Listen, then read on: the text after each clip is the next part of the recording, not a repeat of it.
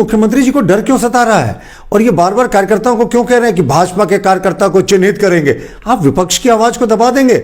हम लोग सब आंदोलन करने जा रहे हैं। पांडे जी, एक ना मेरा भी नोट करवा दीजिए, 12 तारीख को मैं पेशेवर में रहूंगा आंदोलन में, मुख्यमंत्री जी के खिलाफ कार्यक्रम में। जितने बड़े नेता हैं सब है सड़कों पे, कीजिए, कितने लोगों को जेल भेजिएगा। कि सत्ता का नशा इन पर इतना चढ़ गया है कि आज इनके कार्यकारी अध्यक्ष कांग्रेस के, जो सत्तारूढ़ गठबंधन का एक महत्वपूर्ण अंग है, कह रहे थे कि हम भाजपा के कार्यकर्ताओं को पटक पटक कर पीटेंगे। ये आह्वान कर रहे थे कार्यकर्ताओं को अपने।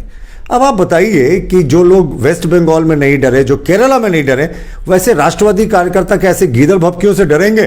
भाई हम ईंट का जवाब पत्थर से देंगे। कोर्ट से कुछ फैसला नहीं आया, कहते लूट लूट, ये तो कैरेक्टर एसिनेशन कर रहे हैं ना। हर दिन बोलते बाबूलाल धक्का देके गिरा देंगे। दीपक प्रकाश बोलते हैं कि अभी कुछ ही दिन में भूतपूर्व मुख्यमंत्री के नाम से जाने जाएंगे, पूर्व मुख्यमंत्री के नाम से। बोला ये क्या है? जो एवं जो कह रही है कि हमें बड़ा अदालत पर विश्वास है, देखिए इनका विश्वास का नजरिया जो है ना बदलता है। ये चुनाव जीतते हैं तो कहते हैं भाई ये जनता ने जिता दिया, हारते हैं तो कहते हैं ईवीएम हरा दिया। सोमवार का दिन मुख्यमंत्री हेमंत सोरेन के लिए राहत लेकर आई। दरअसल एक जनहित याचिका मुख्यमंत्री के खिलाफ दायर की गई थी। उसमें कहा गया था कि ये अमुक सेल कंपनियां हैं जिसका संबंध मुख्यमंत्री या उनके सहयोगियों के साथ है। आज सुप्रीम कोर्ट ने कह दिया कि ये याचिका सुनवाई योग्य नहीं है। अब इसको लेकर राजनीति शुरू हो गई है। हमारे साथ बीजेपी के प्रवक्ता नेता प्रतुल सहदेव जी हैं। दादा जेएमएम करिए, दिल के अरमा आंसुओं में बह गए। क्या सोचा था, क्या हो गया? बोला न्याय प्रणाली पर हमको विश्वास है और भाजपा को हर जगह मुंह की खानी पड़ेगी। ऐसे ही देखिए, एक बहुत प्रचलित कहावत है, बेटा बेटी केकरो गोलहत्थे बैठल मंगरो, यानी जिसमें बीजेपी भी इन्वॉल्व नहीं है। पब्लिक इंटरेस्ट लिटिगेशन किसी और का था, उस पर हाईकोर्ट ने सीबीआई इंक्वायरी किया। सुप्रीम कोर्ट ने कहा यह मेंटेनेबल नहीं है। टेक्निकल ग्राउंड्स पे उस याचिका को इन्होंने कहा मेंटेनेबल नहीं है, बिना उसके मेरिट पे गए हुए। तो इसमें हम कहाँ इन्वॉल्व हैं? और माननीय मुख्यमंत्री जी, मुझे खत्म करने दें, माननीय मुख्यमंत्री जी के खिलाफ तो ईडी का सम्मन आज भी जारी है। 1000 करोड़ का सिर्फ एक डिस्ट्रिक्ट में माइंस घोटाला था। पांडे जी, तो आप अंदाजा लगा सकते हैं कि पूरे प्रदेश में ये 15,000 करोड़ से कम का तो नहीं था। आप सोचिए, आईएनएस विक्रांत की बड़ी चर्चा हुई थी ना, विमान वाहक पोत है, उतना ही बड़ा पोत घूम रहा था गंगा नदी में और उससे पत्थरों की इलीगल जो है ट्रांसपोर्टेशन किया जा रहा था बांग्लादेश और बिहार। एक एटम बम मुझे खत्म करने दें बस। और राज्यपाल के पास तो उनका ऑफिस ऑफ प्रॉफिट का मामला भी लंबित है। ठीक है, बोले सब ये एटम बम फुस हो जाएगा। इसमें हम लोग कहाँ इन्वॉल्व थे? ये पीआईएल थी। सुप्रीम कोर्ट ने मेंटेनेबिलिटी के क्वेश्चन पे कह दे कि माननीय मुख्यमंत्री जी की, वो इसलिए कह रही है जेएमएम की भाजपा इन्वॉल्व थी, ईडी उसमें इंटरफेयर बन गया था। बोला वो मामला शिवशंकर शर्मा वर्सेस सीएम होना चाहिए था। ईडी इंटरफेयर करके कहती है कि हुजूर हमको भी कुछ बोलना है। देखिए, अब मैं ईडी का तो प्रवक्ता नहीं हूं, लेकिन मैं ये जरूर बोल सकता हूं कि ये हमारे समय एजेंसियां ना वो निष्पक्ष रूप से कार्य करती हैं। आपको खाली एक चीज याद दिलाएं पांडे जी, 28 मार्च 2010 को जब हमारे तत्कालीन गुजरात के मुख्यमंत्री और वर्तमान प्रधानमंत्री नरेंद्र मोदी जी यूपीए शासनकाल में एसआईटी के सामने 10 घंटे लगातार उनकी पूछताछ हुई, तो भाजपा ने तो कभी क्वेश्चन नहीं किया निष्पक्षता पर। भाजपा ने तो कोई आंदोलन नहीं किया। तो माननीय मुख्यमंत्री जी को यह डर क्यों सता रहा है? और जो एवं जो कह रही है कि हमें बड़ा अदालत पर विश्वास है, देखिए इनका विश्वास का नजरिया जो है ना बदलता है। ये चुनाव जीतते हैं तो कहते हैं भाई ये जनता ने जिता दिया, हारते हैं तो कहते हैं ईवीएम हरा दिया। तो अब अदालत का जैसे फैसला आता है तो उसकी व्याख्या ये करे, अदालत का क्या फैसला है? मेंटेनेबल नहीं है, अदालत मेरिट पे नहीं गई है और फैसला विस्तृत आएगा तो इस पर विस्तृत टिप्पणी करनी चाहिए। पर ये तो जो पीआईएल करता है उनसे आपको पूछना चाहिए, भाई हमने जो शिकायत की है गवर्नर हाउस में उसके बारे में आप हमसे पूछें। बीजेपी के नेता उस समय तमाम कह रहे थे जब पीआईएल पे रिएक्शन लिया जा रहा था कि हाँ मामले की जांच होनी चाहिए। आप लोग ये बार बार कहते थे। देखिए, एक स्तर पे उच्च न्यायालय ने सीबीआई इंक्वायरी कहा था और कहा था कि मेंटेनेबल है, तो उस समय हम लोगों ने स्वागत किया था कि भाई सीबीआई इंक्वायरी होनी चाहिए। सुप्रीम कोर्ट ने कहा कि मेंटेनेबल नहीं है, तो हम तो कानून मानने वाले लोग हैं भाई, चलिए सुप्रीम कोर्ट का जजमेंट है, लॉ ऑफ द लैंड हमारे यहाँ प्रिवेल करता है। हम मुख्यमंत्री की तरह नहीं है जो कहते हैं अरे ईडी सम्मन दे रहा है वो पॉलिटिकली मोटिवेटेड है। हमारे यहाँ कानून अपना काम करता है, लोगों को देखकर नजरिया नहीं बदलता है। लाल कृष्ण आडवाणी जी, मुरली मनोहर जोशी जी जब सीबीआई के सामने पेश हुए थे राम जन्मभूमि केस में और जैन हवाला केस में, तब तो हम लोगों ने कोई हंगामा नहीं किया था। ये मुख्यमंत्री जी को डर क्यों सता रहा है, और ये बार बार कार्यकर्ताओं को क्यों कह रहे हैं कि भाजपा के कार्यकर्ता को चिन्हित करेंगे? आप विपक्ष की आवाज को दबा देंगे। हम लोग सब आंदोलन करने जा रहे हैं। पांडे जी, एक ना मेरा भी नोट करवा दीजिए, 12 तारीख को मैं पेशेवर में रहूंगा आंदोलन में, मुख्यमंत्री जी के खिलाफ कार्यक्रम में। जितने बड़े नेता हैं सब है सड़कों पर, कीजिए, कितने लोगों को जेल भेजिएगा? आज तो उससे भी बढ़कर धरना प्रदर्शन में कहा गया जगह नहीं मिलेगा आपको झारखंड में। पांडे जी, ये अंगड़ाई है, अगर थोड़ा सा शरीर फैला जाए में तो जगह नहीं मिलेगा भाजपा को। अब ये हिंसा पे उतर गए हैं। देखिए क्या है ना, पक्ष और विपक्ष दोनों लोकतंत्र के खूबसूरत पहलू होते हैं, लेकिन इनको लगता है ना ये एब्सोल्यूट पावर करप्ट एब्सोल्यूटली जो कहते हैं ना, इनके सत्ता का नशा इन पर इतना चढ़ गया है कि आज इनके कार्यकारी अध्यक्ष कांग्रेस के, जो सत्तारूढ़ गठबंधन का एक महत्वपूर्ण अंग है, कह रहे थे कि हम भाजपा के कार्यकर्ताओं को पटक पटक कर पीटेंगे। ये आह्वान कर रहे थे कार्यकर्ताओं को अपने। अब आप बताइए कि जो लोग वेस्ट बंगाल में नहीं डरे, जो केरला में नहीं डरे, वैसे राष्ट्रवादी कार्यकर्ता कैसे गीदड़ भभकियों से डरेंगे? भाई हम ईंट का जवाब पत्थर से देंगे, लेकिन लोकतांत्रिक और प्रजातांत्रिक तरीकों से।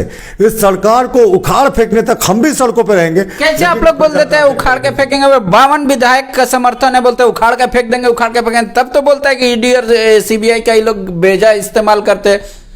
एब्सोल्यूट मेजॉरिटी के खिलाफ अगर कभी कोई सरकार के खिलाफ आंदोलन नहीं होता तो कभी तो इमरजेंसी के खिलाफ भी आंदोलन नहीं होता। इमरजेंसी में तो इंदिरा गांधी ने सारे राइट्स को सस्पेंड कर दिए थे, फंडामेंटल राइट सस्पेंड कर दिया गया था, विपक्ष के तमाम नेताओं को जेल में भर दिया गया था, फिर भी आंदोलन हुआ ना। तो सिर्फ मेजॉरिटी से अगर आप चाहेंगे, जनता ने आपको मैंडेट दिया था डेवलपमेंट के लिए, लूटने के लिए नहीं। 3 वर्षों में आपने बहुत लूट लिया। अब इस कोर्ट से कुछ फैसला नहीं आया, कहते लूट ये तो कैरेक्टर एसिनेशन कर रहे हैं ना। हर दिन बोलते हैं बाबूलाल धक्का देके गिरा देंगे। दीपक प्रकाश बोलते हैं कि अभी कुछ ही दिन में भूतपूर्व मुख्यमंत्री के नाम से जाने जाएंगे, पूर्व मुख्यमंत्री के नाम से। बोला ये क्या है? पूरा पब्लिक में इस तरीके से फैला दिया कि अब बस कुछ ही दिन 3 छोटे छोटे उदाहरण मैं देता हूं कि किस तरीके से मुख्यमंत्री आवास का सीधा कनेक्शन है। सत्ता का एक बड़ा लाइजनर है प्रेम प्रकाश, हम लोग सब जानते हैं उसको। उसके घर जब ईडी का छापा पड़ा तो मुख्यमंत्री के आवास में तैनात जो गार्ड थे उनके AK-47 दोनों उसके तिजोरी में बरामद होते हैं। अब आप सोचिए, मुख्यमंत्री आवास के गार्ड का जो AK-47 है, दो AK-47, वो एक दलाल के घर में ईडी के छापेमारी में बरामद होता है। खत्म कर दे, मुझे खबर करने दे। पॉइंट नंबर 2, मुख्यमंत्री के जो विधायक प्रतिनिधि हैं पंकज मिश्रा, जिनको ईडी ने गिरफ्तार किया है और जिनके सहयोगियों के घर में छापेमारी में करीब 10 करोड़ का कैश मिला और 100 करोड़ की संपत्ति का पता चला है, उनके घर मुख्यमंत्री के साइन किए हुए 2 चेक्स मिलते हैं और 2 अनसाइन चेकबुक और मुख्यमंत्री का पासबुक मिलता है, जैसे सारा ट्रांजैक्शन यहीं से हो रहा था। तीसरा, सत्ता के गलियारे में सुपर चीफ मिनिस्टर कहे जाने वाले अमित अग्रवाल मुख्यमंत्री के आवास का CCTV फुटेज जारी करें ना माननीय मुख्यमंत्री जी, रात के 9 बजे के बाद का। सबसे ज्यादा फ्रीक्वेंटली हमें जो सूचना है वो वही आते थे। और हमारा भी मानना है कि ये पूर्व मुख्यमंत्री होने से इनको कोई नहीं रोक सकता, क्योंकि हम लोगों ने जितने तर्कसंगत तरीके से अपना केस पेश किया है इलेक्शन कमीशन और गवर्नर के सामने, वो हमें लगता है इनकी सदस्यता जाएगी और सरकार गिरेगी। और देखिए पांडे जी, इनके पक्ष का क्या कहना था, ये टेक्निकलिटी पे नहीं गए। इन्होंने कहा हाँ साहब मैंने माइनिंग लीज दिया, इनके पक्ष का कहना था इलेक्शन कमीशन के सामने, हाँ माइनिंग लीज दिया लेकिन माइनिंग नहीं किया। यानी इनका कहना था कि भाई हमने लूट लिया लेकिन लूट का माल नहीं बेचा और उसको लौटा दिया, माइनिंग लीज लौटा दिया। तो ये कौन सा तर्क हुआ? अब उनका विपक्ष सुनिएगा। बिल्कुल, वो नहीं है तो कह रहे हैं वो इलेक्शन कमीशन में एजेंट थे, तो मुख्यमंत्री का या वहाँ का किसी भी संबंध का चेक रहता है, किसी को पेमेंट करना होता है। मान लीजिए कि बिजली बिल है या नगाड़े वाले को ही पेमेंट करना है, उसका चेक हो सकता है। दूसरा, आपने क्या कहा, एक आरोप और क्या 47। हाँ, बोले रांची पुलिस का बयान है। रांची पुलिस से पूछे, बोला बारिश की वजह से गया था। ये सुनिए ना, ये तो जोक। अच्छा एक चीज बताए, बोले वो रांची पुलिस जवाब देगी ना, CM तो नहीं कहे होंगे कि मेरा गार्ड वहां रहेगा।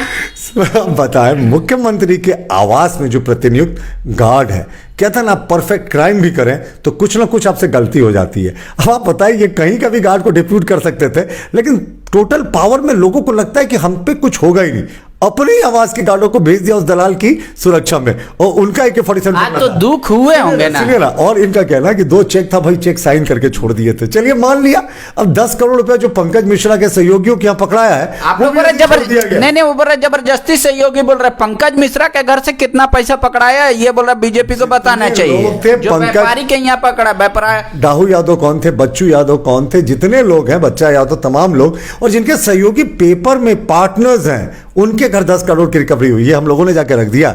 और माइनिंग सेक्रेटरी कौन थे जब माइनिंग स्कैम चल रहा था? उनके घर जो पैसा रिकवरी हुआ सीए के घर में, वो भी हम लोग जाके रख दिए। देखिए एक लॉजिक की सीमा होती है। और अमित अग्रवाल के साथ उनकी जो तस्वीर जारी हुई, देखिए तस्वीर किसी के साथ किसी की जारी हो सकती है, उसमें कोई सेल्फी का भी जमाना है, लेकिन मुख्यमंत्री जी बड़े विनम्रता से रतन टाटा से अमित अग्रवाल को मिलाते दिख रहे हैं, जैसे अमित अग्रवाल इनके बड़े करीबी सहयोगी हैं। अब इससे आगे क्या प्रूफ की जरूरत है? मैंने कहा ना, मैं भी आपके साथ पिक्चर खिंचवा लूँ, कोई किसी के साथ खिंचवा ले, लेकिन अगर आप किसी व्यक्ति को, एक बड़े उद्योगपति को देश का मिलवा रहे हैं किसी के साथ बड़े इज्जत और सम्मान के साथ, तो कहीं ना कहीं कुछ पीछे चल रहा है। आज दुख में इतना आप बोल रहे हैं या तर्क दे रहे हैं? हमें हंसी आती है कि जेएमएम जो कह रहे हैं कि सारे जो अरमा है आंसुओं में बह गए। अब आंसू किसके आने वाले हैं फ्यूचर में, ये उन्हें भी पता है। अब आप देखें इस तरीके से वो मारपीट की बात कर रहे हैं, पटक पटक कर मारेंगे, ऐसे धमकियों से नहीं लगता है कि हमें डरने वाले हैं कभी।